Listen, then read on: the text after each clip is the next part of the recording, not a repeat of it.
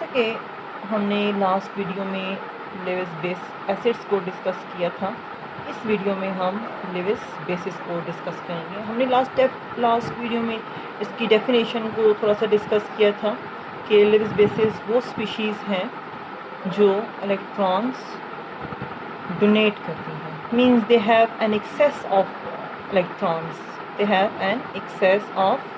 Electrons, their octet is complete, इनका octet complete होता है।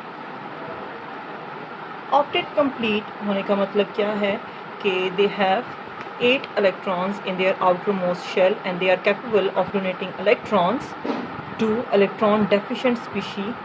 And what is electron deficient species? Electron deficient species is electron deficient species. Last lecture में मैंने आपको बताया था कि इलेक्ट्रॉन डेफिशिएंट स्पीशी कौन सी होती है, that is Lewis acid. So Lewis basis has the ability to donate electrons to Lewis acid. So they are donors of electrons, and they are acceptors of electrons. अब यहाँ पे Levi's basis में कौन कौन सी एग्जांपल्स आती हैं? Levi's basis में examples आती हैं ammonia. On nitrogen there is a one lone pair of electron, and this lone pair of electron is capable of donating to another species. इसके अलावा यहाँ पे है हाइड्रोक्सिलाइन।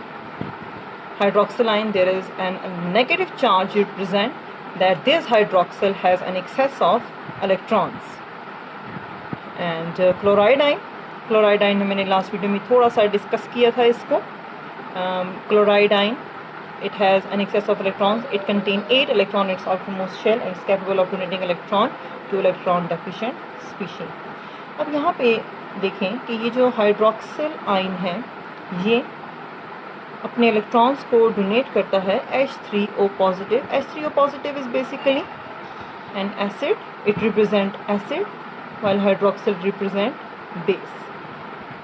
So this, when they react with one another, it is converted into 2 molecules of water, and water is neutral species.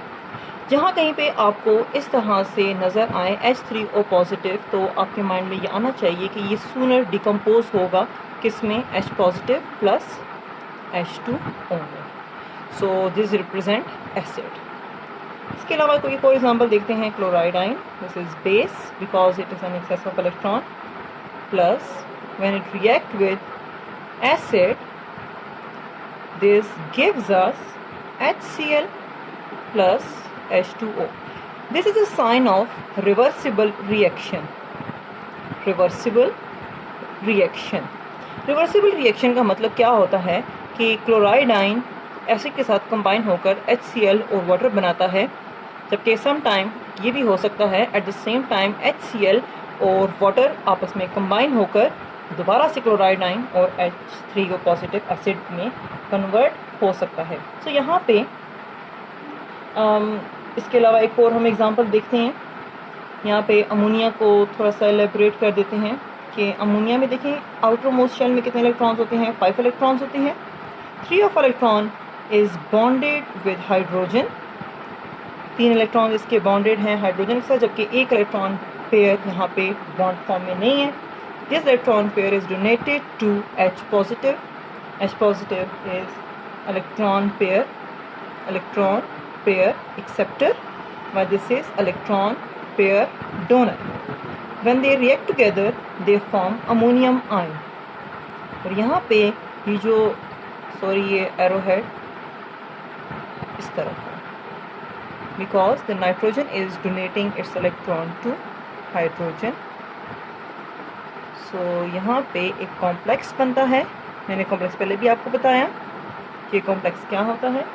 सो यहाँ पे क्या बन जाएगा? Ammonium ion, and this is coordinate covalent bond. So let us इसके बाद discuss करते हैं what is the significance. इसका जो सिग्निफिकेंस है, इसकी क्या इम्पोर्टेंस है? इसकी इंपॉर्टेंस थोड़ी सी डिस्कस कर लेते हैं। इसकी importance, significance of Lewis acid is that much more general than other, ये बहुत जनरल है दूसरी डेफिनेशन के मुकाबले में। इसमें एसिड बेस रिएक्शंस को इंक्लूड किया जा सकता है और इसमें ब्रॉन्स्टेड और एसिड्स और बेसिस वो इसमें इंक्लूड नहीं होते, इनके अलावा बाकी और कंपाउंड इंक्लूड होते हैं। For example BF3 boron trifluoride plus ammonia. अब बोरॉन थर्ड ग्रुप से बिलोंग करता है, इसके आउटर मोस्ट शेल में इलेक्ट्रॉन्स कम होते हैं, जबकि अमोनिया में लोन पेयर ऑफ इलेक्ट्रॉन मौजूद है। सो ये अमोनिया का जो नाइट्रोजन है ये अपने इलेक्ट्रॉन पेयर डोनेट करता है बोरॉन को। यहाँ पे देखिए बोरॉन क्यों इलेक्ट्रॉन डेफिशिएंट है। Now let's calculate either it has 8 electrons और not. 1 2 3 4 5 6, it has 6 electrons in its outermost shell, means its octet is not complete. Octet is not complete. In order to complete its octet, it will accept an electron from ammonia, nitrogen. So they will form a complex, that is boron, nitrogen. Nitrogen is donating electron to boron. अब यहाँ पे देखें arrow head क्या represent कर रहा है। ये जो हेड है ये रिप्रेजेंट कर रहा है एक्सेप्टर को और टेल रिप्रेजेंट करता है डोनर को। This is tail represent donor while head represent acceptor. So यहाँ पे एक कॉम्प्लेक्स बन जाएगा। इसके अलावा डोनेशन ऑफ इलेक्ट्रॉन पेयर इसमें इन्वॉल्व है, एक स्पेशल इलेक्ट्रॉन डोनेट करती है और दूसरी इसको एक्सेप्ट करती है। और इसके अलावा such a reaction does not produce